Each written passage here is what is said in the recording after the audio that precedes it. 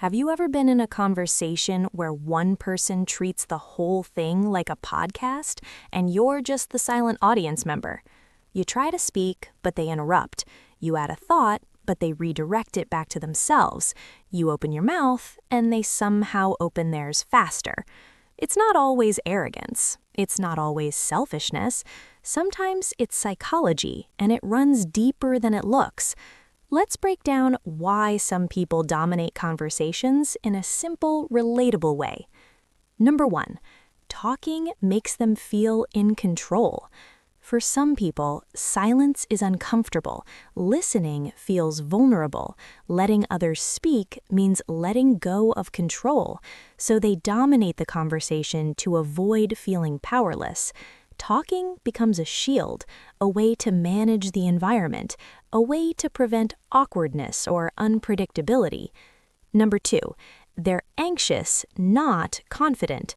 Believe it or not, many conversation dominators talk too much because they're too nervous to stop. Their brain thinks, what if the silence gets awkward? What if they think I'm boring? What if the conversation dies?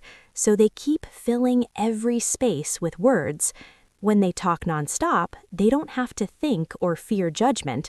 The noise protects them. This isn't confidence, it's overcompensation.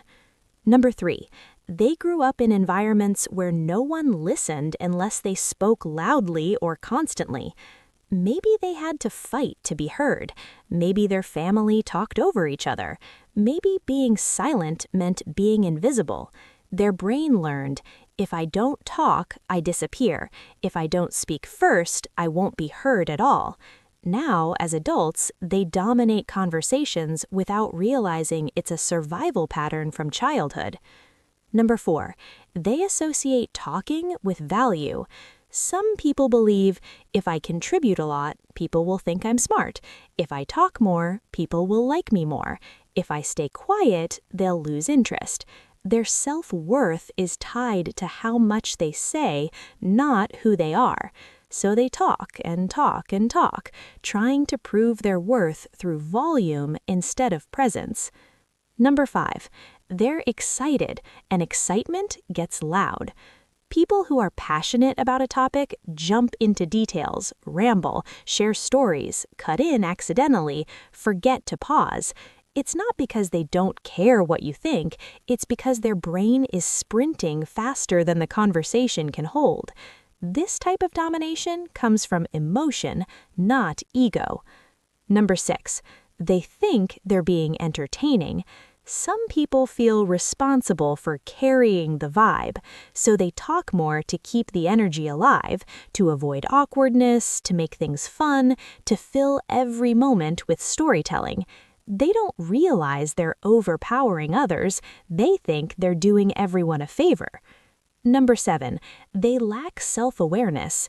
Not everyone knows how to pause, how to listen, how to ask questions, how to give space, how to sense emotional cues, how to share the floor.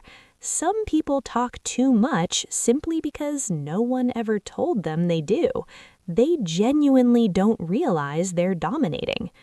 Number 8, they rely on talking to avoid emotional depth.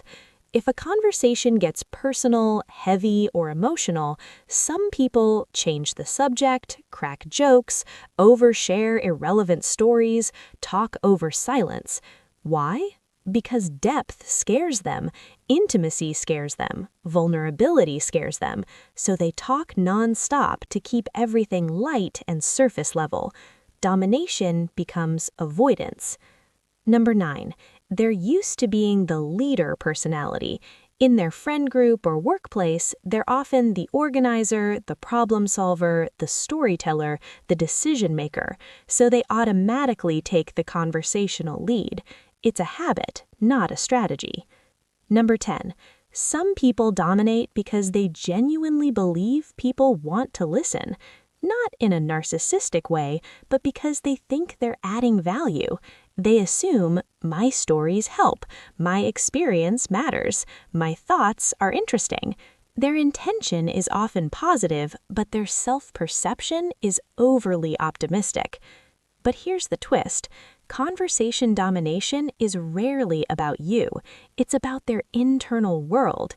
People who talk too much are almost always dealing with insecurity, anxiety, fear of silence, fear of judgment, loneliness, enjoyment, habit, personality, childhood patterns.